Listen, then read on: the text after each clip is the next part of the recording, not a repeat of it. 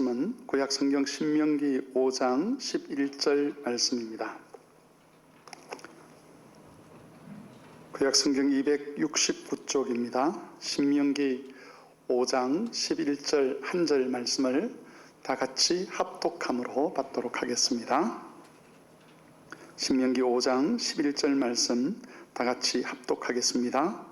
너는 내 하나님 여호와의 이름을 망령되이 일컫지 말라. 나 여호와는 내 이름을 망령되이 일컫는 자를 죄 없는 줄로 인정하지 아니하리라. 아멘. 우리가 계속해서 십계명 말씀을 살펴보고 있습니다. 십계명을 묵상하면서 우리가 주의해야 될 것들이 여러 가지가 있는데, 그 중에 오늘 두 가지를 말씀드리면, 첫 번째는 이 계명은 새롭게 거듭난 사람들에게 주신 새로운 삶의 규칙이라는 겁니다. 하나님을 알지 못하는 사람, 이 땅에 속한 사람들은 그들 나름대로의 삶의 규칙들이 있습니다. 그런데 하나님의 백성으로 부른 사람들에게 하나님께 주신 가장 삶의 기본적인 규칙이 바로 십계명입니다. 물론 우리가 십계명을 지킬 때에 과거 유대인들이 십계명을 이해했던 그런 방식으로 계명을 이해하고 그런 방식으로 계명을 지켜서는 안 될 것입니다. 예수님은 우리 신자들이 어떻게 계명의 말씀을 이해할지를 알려주셨습니다. 하나님을 사랑하고 이웃을 사랑하는 그 강령을 기준으로 해서 계명을 이해하고 그 계명에 나타난 하나님의 뜻을 온전히 순종하도록 하나님은 요구하셨습니다.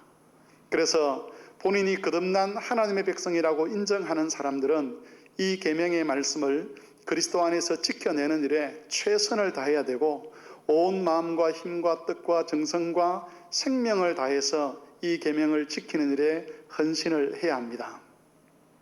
또 다르게 하나 주목해야 될 것은, 이 계명을 지켜감에 있어서 우리는 늘 그리스도의 보혈의 은혜를 의지해야 한다는 것입니다. 계명이 하는 역할 중에 하나는 죄를 폭로하는 것입니다. 하나님께서 사람의 죄를 폭로하시는 경우는 두 가지입니다. 특별히 믿지 않는 자들의 죄를 폭로하시는 경우들이 있는데, 그런 경우는 심판을 위해서 죄를 폭로하십니다. 그런데 믿는 자들의 죄를 폭로하시는 것은 심판을 위한 것이 아니라 회개를 위한 것입니다. 즉, 하나님의 백성들이 하나님께서 원하시지 않는 삶의 모습으로 살아가고 있을 때에 하나님은 계명을 통해서 우리의 죄를 폭로하시고 우리로 하여금 하나님께로 돌아오게 하는 것입니다. 말씀을 순종하려고 하면 우리가 하나님 말씀에 잘 순종하지 못하는 인생들이라는 것을 깨닫게 되지요. 십계명 말씀을 제대로 묵상하게 되면 이 계명의 말씀과 우리의 삶에 많은 간격이 있다는 것을 알게 됩니다. 그런 간격을 깨달을 때마다 하나님 앞에 나와서 예배하는 일이나 기도하는 일이 민망해지고 부끄러워집니다. 그럴 때 우리가 붙들어야 될 것이 바로 예수님의 십자가의 은혜입니다.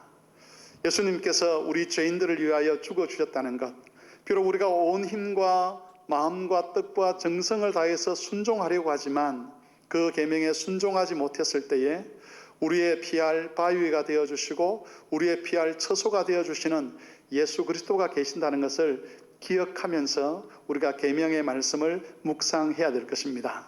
그래서 한편으로는 이 계명에 순종하기 위해서 최선을 다해야 되지만, 또 한편으로는 계명을 어길 때마다 우리의 피난처가 되시는, 우리 영적인 보호자가 되시는 예수 그리스도의 보혈의 은혜를 의지하는 그런 마음으로 이 계명을 우리가 묵상해야 될 것입니다. 오늘은 제3계명에 대해서 살펴보겠습니다. 제3계명은 너는 내 하나님 여호와의 이름을 망령되이 일컫지 말라. 나 여호와는 내 이름을 망령되이 일컫는 자를 죄 없는 줄로 인정하지 아니하리라는 말씀입니다. 이 말씀에는 세 가지 내용이 포함이 되어 있습니다. 첫 번째는 하나님께서 자신의 이름을 여호와로 계시하셨다는 것이고, 두 번째로는 사람이 그 여호와의 이름을 망령되이 일컬어서는 안 된다는 것입니다.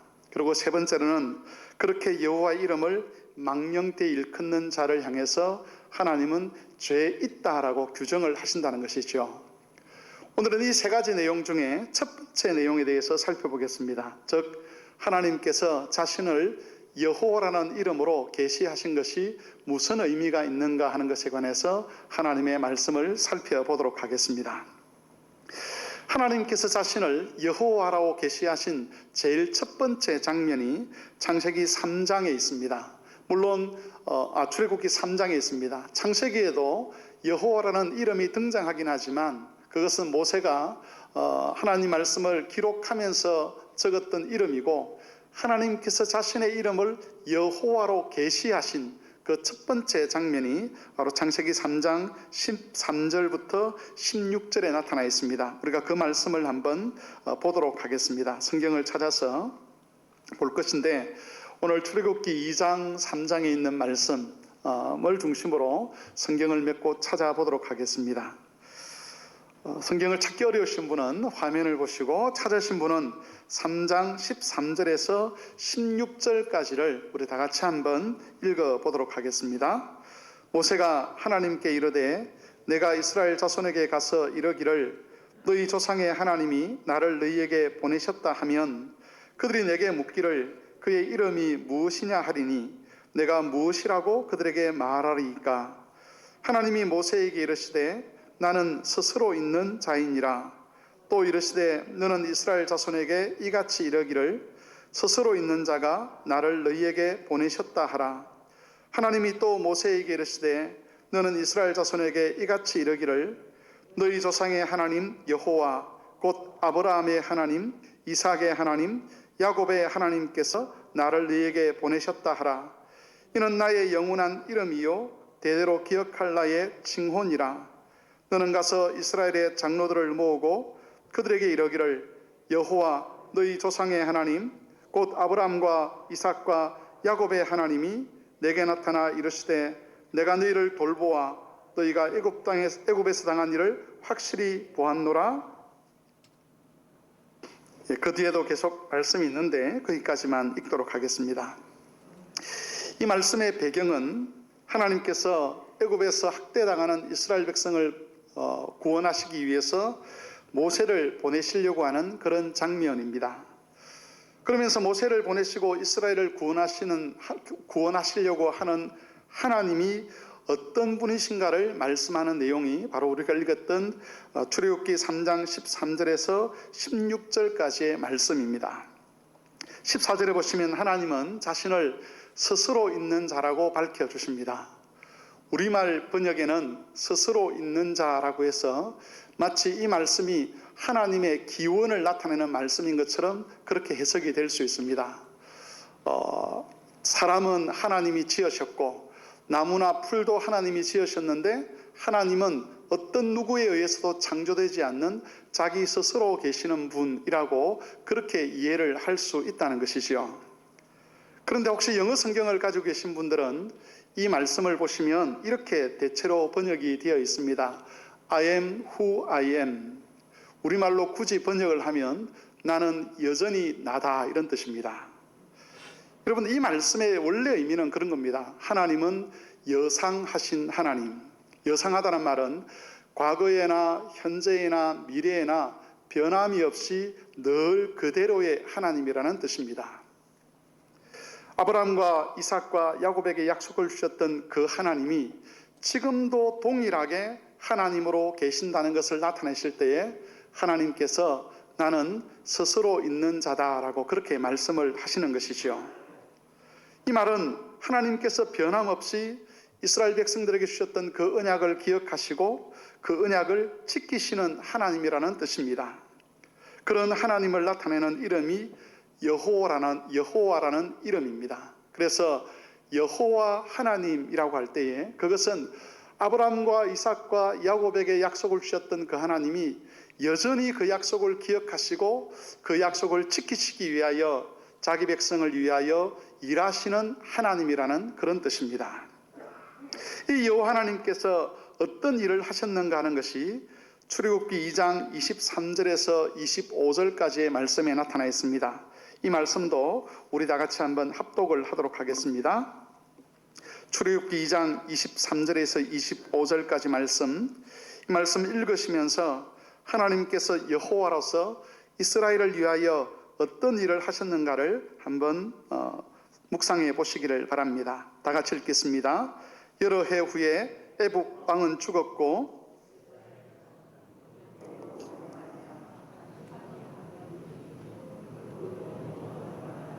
부르짖는 소리가 하나님께 상달된지라. 하나님이 그들의 고통 소리를 들으시고 하나님이 아브라함과 이삭과 야곱에게 세운 그 언약을 기억하사 하나님이 이스라엘 자손을 돌보셨고 하나님이 그들을 기억하셨더라. 이스라엘은 애굽에서 400년간 종살이를 했습니다. 400년간 종살이를 하면서 얼마나 큰 고통을 당했는가 하는 것을 성경은 기록하고 있는데, 그 고통 속에서 하나님을 향하여 탄식하며 부르짖었습니다. 그런 세월이 여러분 무려 400년입니다. 하나님께서 그 기간 동안 이스라엘 백성들의 고통 소리에 대해서 이스라엘 백성들이 보기에는 침묵하시는 것처럼 보였습니다.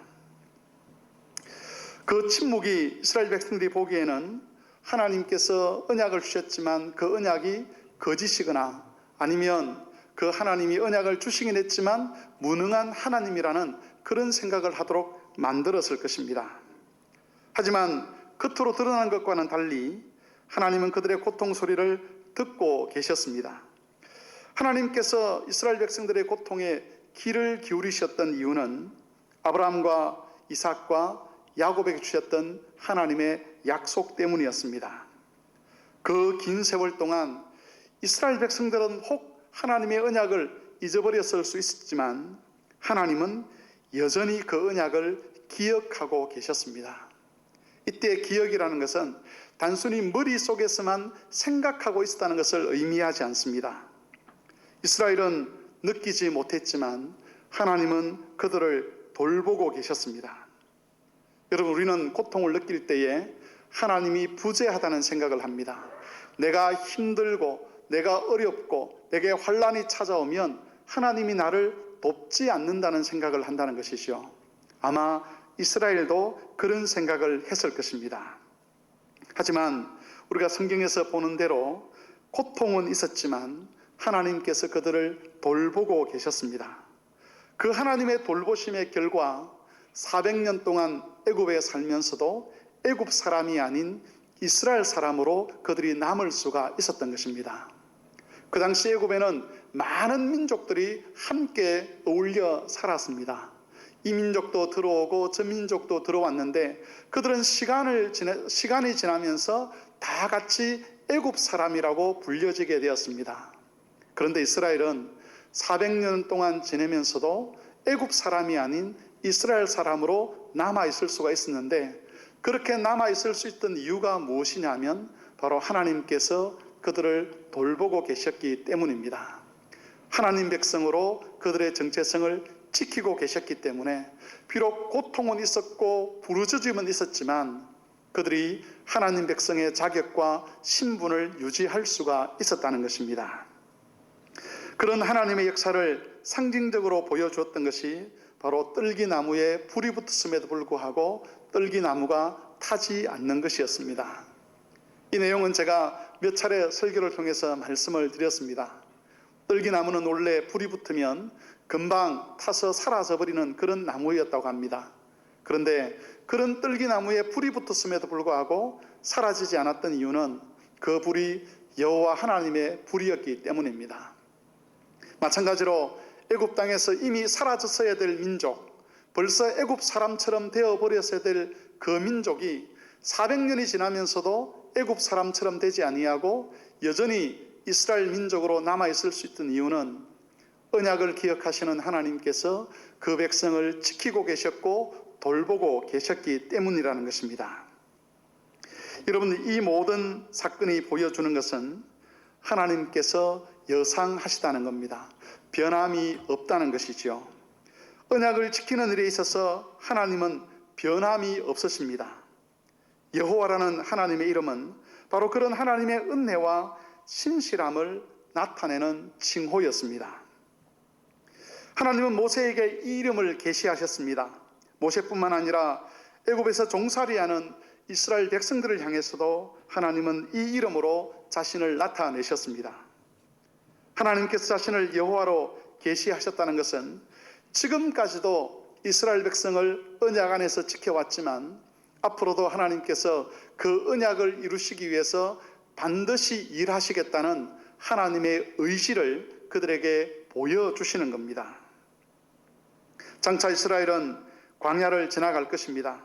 그 광야에서도 하나님께서 언약을 지키시겠다고 이들에게 자신의 의지를 표명하시면서 나는 여호와 하나님이다라고 그렇게 알려주고 있습니다. 모세는 처음에 하나님께서 자신을 여호와로 계시하셨을 때에 그 이름에 대한 믿음의 반응을 보이지 못했습니다. 출애굽기 4장 10절에서 13절까지 말씀을 한번 보도록 하겠습니다. 모세가 자신을 여호와로 계시하시는 그 하나님 앞에 어떤 반응을 보였는지 출애굽기 4장 10절에서 13절까지 말씀, 이 말씀도 우리가 같이 한번 읽어보도록 하겠습니다. 모세가 여호와께 아뢰되 오 주여 나는 본래 말을 잘 못하는 자니이다. 주께서 주의 종에게 명령하신 후에도 역시 그러하니 나는 입이 뻣뻣하고 혀가 둔한 자니이다. 여호와께서 그에게 이르시되 누가 사람의 입을 지었느냐? 누가 말 못하는 자나 못 듣는 자나 눈 맑은 자나 맹인이 되게 하였느냐? 나 여호와가 아니냐? 이제 가라. 내가 내 입과 함께 있어 할 말을 가르치리라. 모세가 이르되 오 주여 보낼 만한 자를 보내소서. 여러분, 여기서 모세가 하나님의 말씀을 거절하는 이유는 절대 겸손이 아닙니다. 하나님께서 자신이 여호와이신 것을 알려주시고 그리고 여호와 하나님으로서 어떻게 자신이 신실하셨는가 하는 것을 떨기나무 불꽃을 통해서 분명히 계시해 주셨음에도 불구하고 모세가 하나님의 명을 받아서 애굽으로 가지 아니한 것은 겸손이 아니라 불순종 때문이었습니다. 그래서 하나님이 모세를 향해서 진노하시죠. 하나님이 여호와라는 이름으로 자신을 계시하셨지만 모세는 그 이름의 진정성을 믿을 수 없었던 것입니다. 혹 지금까지 하나님이 그렇게 해오셨다 할지라도 어떻게 애굽의 군대를 우리가 이길 수 있단 말인가라는 그런 의구심을 가졌는지도 모르겠습니다. 또 한편으로는 비록 하나님은 신실하셨지만 이스라엘 백성들은 악한 사람들입니다라는 그런 생각을 가졌는지도 모르겠습니다. 어쨌든 하나님께서 아브라함과 이삭과 야곱에게 주신 그 언약을 기억하시며 반드시 이스라엘 백성을 애굽에서 불러내어 가나안 땅에 들어가도록 하시겠다는 그 말씀 앞에 모세는 믿음의 반응을 보이지 못하고 보낼 만한 자를 보내소서라고 하나님의 뜻을 거부하게 됩니다. 여러분, 이것은 이스라엘 백성들도 마찬가지였습니다. 처음 모세가 하나님의 이름을 가지고 여호와라는 이름을 가지고 그들을 찾아갔을 때에는 믿음의 반응을 보이는 것처럼 했습니다. 하지만 애굽의 바로 왕이 그들에게 고통을 가하자 말자 곧바로 모세를 원망하며 하나님께 대한 불신을 드러내었습니다. 하나님께서 자신을 여호와로 계시를 하셨지만 그 하나님께서 아브라함과 이삭과 야곱에게 하신 그 약속을 이루실 것이라는 기대를 이스라엘 백성들이 하지 않았다는 겁니다. 이스라엘 백성들의 믿음 없음은 하나님께서 전능하신 능력으로 그들을 애굽에서 구원하여 내신 이후에도 계속되었습니다. 위기가 닥칠 때마다 그들은 하나님께서 자신의 이름을 여호와라는 이름으로 자신을 계시하신 그 계시를 믿지 않으려고 했습니다. 물이 없을 때, 먹을 것이 없을 때, 광야의 삶이 힘이 들 때에 그들은 많은 위기들 앞에서 심적으로 짓눌리게 되었고 그 짓눌림 앞에서 하나님을 향하여 원망을 쏟아내었습니다. 하나님께서 이미 자기 이름을 따라서 기적과 이적을 행하셨음에도 불구하고 그런 위기감들 앞에서 하나님이 행하신 그 신실함들을 다 잊어버렸던 것입니다. 그래서 이스라엘의 광야 생활은 자기 이름을 여호와로 계시하신 하나님과 그 이름을 믿지 못하는 이스라엘 백성들 간의 기나긴 싸움의 여정이었습니다. 하나님은 내가 여호와다. 내가 여호와 하나님이다. 아브라함과 이삭과 야곱에게서 약속하신 그 언약을 기억하며 지금까지 너희를 지켜왔고, 그리고 너희 눈앞에서 기적과 이적을 행하며 그 언약을 지킨다는 것을 증명해 주었다. 그러니 너희가 나 여호와 하나님을 믿으라라고 그렇게 요구를 했는데, 위기 앞에서 이스라엘 백성들은 우리가 그 하나님을 믿을 수가 없습니다라고 믿기를 거부하고 하나님의 계시를 부정했다는 겁니다. 광야에서 40년의 세월, 그 세월 동안 이스라엘 백성들과 하나님 사이에 그 기나긴 싸움이 있었다는 것이죠. 우리는 이런 이스라엘 역사를 통해서 하나님의 이름의 약속을 믿는다는 것이 얼마나 현실적으로 어려운 일인가를 깨닫습니다. 우리가 원하는 대로 상황이 잘 흘러갈 때에는 하나님이 우리에 대해서 신실하시다는 것에 대해서 우리가 그래도 인정을 하려고 하는데, 상황이 우리가 원치 않는 곳으로 흘러가고 우리가 원치 않는 일들이 일어나고 우리에게 고통이 가해질 때에, 탄식과 절규가 나올 때에 하나님께서 아무리 자신의 이름을 여호와로 계시하신다 할지라도 사람들이 그 하나님을 믿으려 하지 않는다는 겁니다. 이건 이스라엘 백성이 우리보다 더 악한 사람이기 때문에 그런 것이 아니라 이 땅에 태어난 모든 죄된 인생들의 본성이 그러하기 때문에 그렇습니다.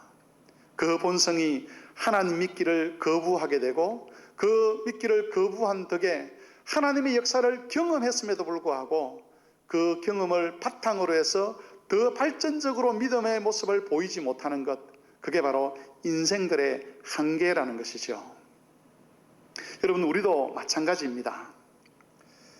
이 여호와라는 이름은 예수 그리스도를 통해서 우리에게 더 분명한 이름으로 계시가 됩니다. 예수님은 구약의 여호와 하나님을 우리에게 아버지 하나님으로 계시해 주셨습니다.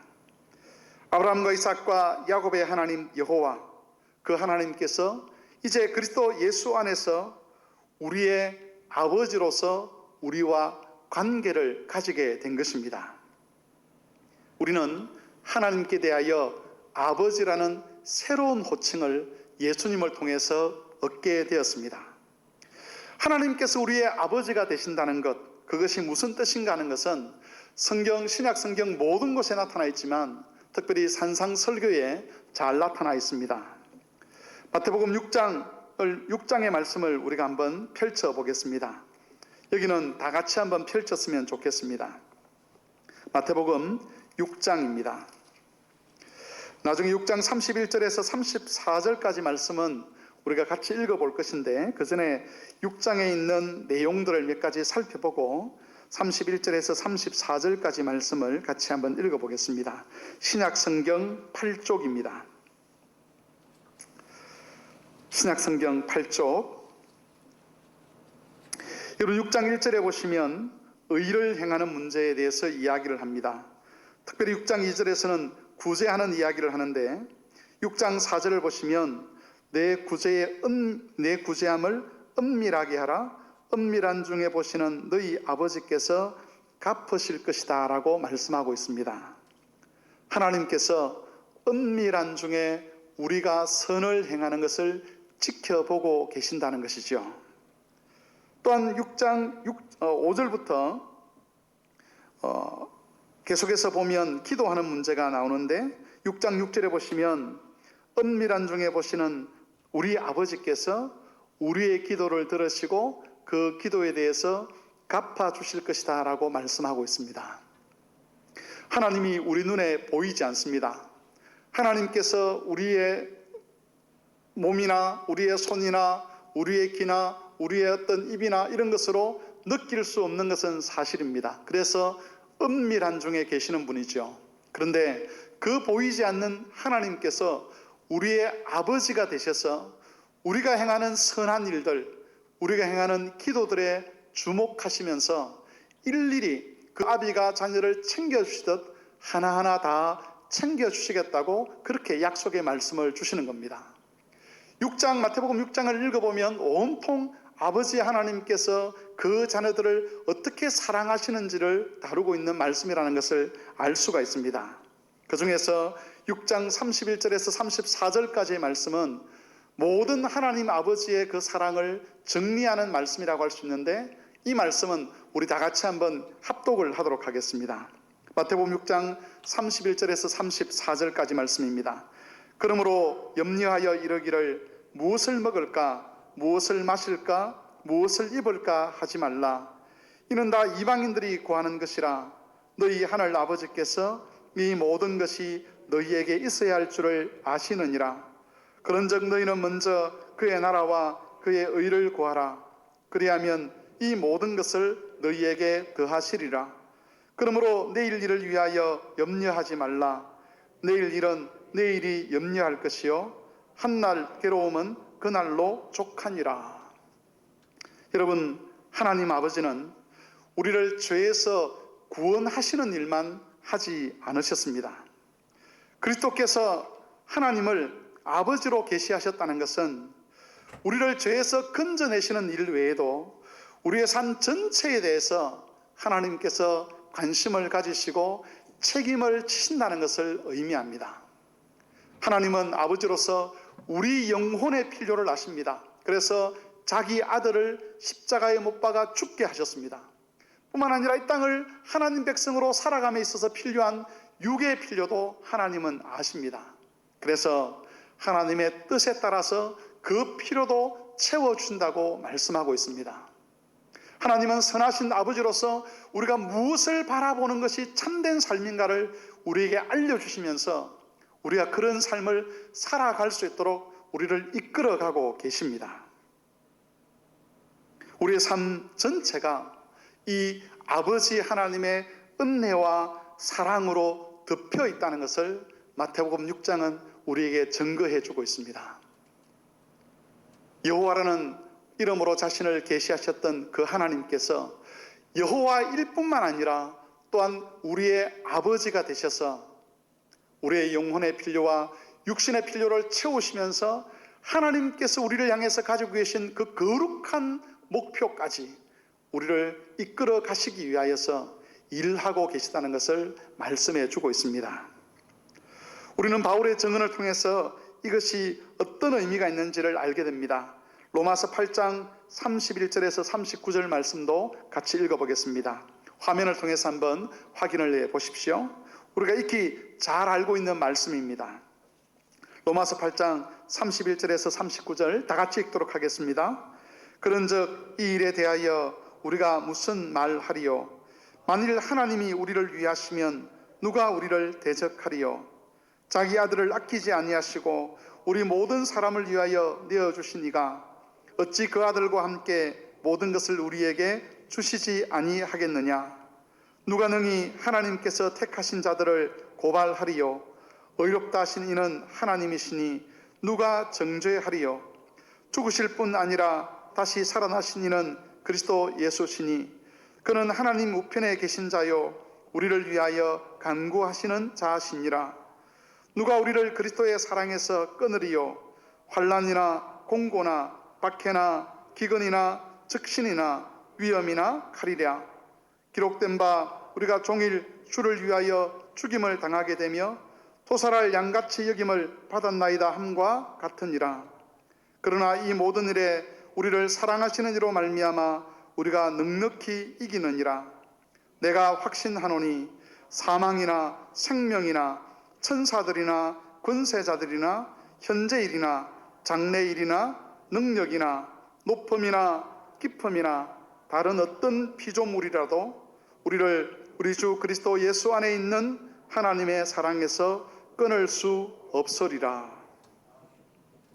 하나님께서 우리의 아버지가 되셔서 자기 아들을 우리를 위하여 자기 아들을 내어주시고 난 이후에 우리를 그 하나님 아버지의 사랑에서 끊어낼 수 있는 것이 이 땅에 아무것도 없다는 것을, 그것이 영적인 것이든 육적인 것이든 어떤 권세라 할지라도 그럴 수 있는 것이 없다는 것을 우리에게 확정시켜 주고 있습니다. 이처럼 구약에서 여호와로서 언약에 신실하신 자신의 모습을 계시하셨던 그 하나님께서 동일하게 우리에게 아버지로 자신을 계시하시면서 우리를 향한 자신의 사랑을 표현하고 계시는 것이죠. 문제는 우리 역시 이스라엘처럼 그리스도께서 계시하신 아버지 하나님을 믿지 못한다는 겁니다. 우리는 늘 현실 앞에서 불안함을 느낍니다. 우리는 많은 염려를 합니다. 그리고 그런 불안함과 염려들 때문에 지금까지 하나님께서 우리의 아버지로서 신실하게 일하셨음에도 불구하고 그 하나님의 일하심을 잊어버리고 하나님을 향해 원망을 합니다. 혹시 직접적으로 하나님을 원망하지 않는다 할지라도 때로는 남편을 향해서, 때로는 아내를 향해서, 때로는 부모를 향해서, 때로는 자녀들을 향해서, 때로는 교회에 있는 제3자를 향해서 그 원망을 쏟아내려고 합니다. 이스라엘 백성들이 광야에서 여호와라는 이름의 그 진정성을 두고 끊임없이 하나님과 겨루었던 것처럼 이 시대의 성도들도 내가 너희의 아버지다라고 계시하시는 그 하나님의 그 말씀의 진정성을 두고 하나님과 씨름하고 있는 겁니다. 그러나 성도 여러분, 우리가 분명히 알아야 될 것이 있습니다. 그것은 여호와라는 하나님의 이름은 헛된 이름이 아니라는 것이죠. 그 이름은 말만 있는 이름이 결코 아닙니다. 언약을 기억하시는 하나님, 여상하신 하나님, 말뿐인 하나님이 아니라 실제로 언약을 기억하시고 실제로 변함이 없으신 하나님이십니다. 예수 그리스도를 통해서 우리에게 내가 너희의 아버지라고 계시하신 그 경우도 마찬가지입니다. 말만 아버지라고 말씀하시는 것이 아니라 아버지 하나님으로서 자기 자녀에 대해서 책임져야 될 모든 일들에 대해서 하나님이 책임을 져 주시는 것입니다. 우리 하나님 아버지의 이름은 허무맹랑한 이름이 아니라 내용이 꽉 차 있는 그 내용이 알찬 이름이라는 것을 하나님께서 우리에게 말씀하고 있습니다. 구약 성경은 또 신약 성경은 하나님께서 어떻게 여호와이신지, 하나님께서 어떻게 우리의 아버지가 되시는지를 증거하는 기록으로 가득 차 있습니다. 성도 여러분, 우리에게 허락된 아버지라는 이름, 그 이름은 헛되지 않습니다. 하나님은 우리의 아버지가 되시기 위하여 자기의 하나밖에 없는 외아들을 십자가에 못 박아 죽게 하셨습니다. 우리가 원래는 하나님의 진노를 받아서 멸망당해야 될 인생이지만 아버지께서 자기 아들을 십자가에 못 박아 죽게 하심으로 우리는 더 이상 우리 죄에 대한 책임을 지지 않게 됩니다. 우리가 받아야 될 모든 죄에 대한 진노와 저주를 하나님의 아들이신 예수께서 다 담당하셨기 때문에 더 이상 하나님은 우리에게 심판자로 다가오지 않습니다. 하나님은 우리를 그리스도 안에서 하나님의 자녀로 입양해 주시고 하나님의 자녀가 되는 권세를 주셨습니다. 우리에게 영생을 주셨습니다. 뿐만 아니라 지금도 우리 아버지로서 우리의 필요를 채우시며 진리 가운데로 우리를 인도해 가고 계십니다. 우리를 두렵게 할 만한 일들, 염려케 하고 근심하도록 만들 만한 그런 일들이 우리 앞에 많이 놓여 있는 것은 사실입니다. 하지만 여러분, 우리가 지나온 뒤를 한번 돌아보시기를 바랍니다. 지난날 우리를 염려케 했던, 우리를 두렵게 했던 많은 일들, 그 일들이 어떻게 되었는지를 다시 한번 확인해 보십시오. 하나님은 우리가 그 모든 일들을 지나오게 하셨습니다. 하나님은 아버지로서 신실하게 우리와 함께 하셨고 그 모든 두려움과 염려를 넘어서 지금까지 우리를 이끌어 오셨습니다. 그 하나님께서는 앞으로도 우리를 이끌어 가실 것입니다. 이스라엘 백성을 향해서 안타까움을 가졌던 그 하나님께서 우리의 불신으로 인하여 애통해하지 않도록 우리는 믿음을 하나님께 보일 수 있어야 합니다. 성도 여러분, 하나님의 이름은 헛되지 않습니다. 여호와라는 이름은 헛된 이름이 아닙니다. 그 이름에는 하나님의 진실하심과 하나님의 능력이 담겨 있습니다. 동일하게 우리 아버지의 이름도 헛된 이름이 아니라 그 이름 안에 우리 하나님의 사랑과 은혜와 능력이 신실하심이 담겨 있습니다. 그러므로 자신을 여호와로 계시하시고 또한 아버지로 계시하신 그 하나님께 대하여 우리도 믿음의 고백을 신실하게 지켜갈 수 있어야 할 것입니다. 여러분, 말씀을 정리하겠습니다. 여호와라는 이름은 절대로 허구가 아닙니다. 빈 껍데기만 있는 그런 이름이 아니라는 것이죠. 구약에서 여호와 하나님으로 자신을 계시하셨을 때에 그 이름은 하나님의 신실하심과 전능하심을 나타내는 이름이었습니다. 우리는 예수님으로부터 하나님의 새로운 이름을 선물로 받았습니다. 여호와 하나님은 또한 우리에게 아버지 하나님이 되십니다.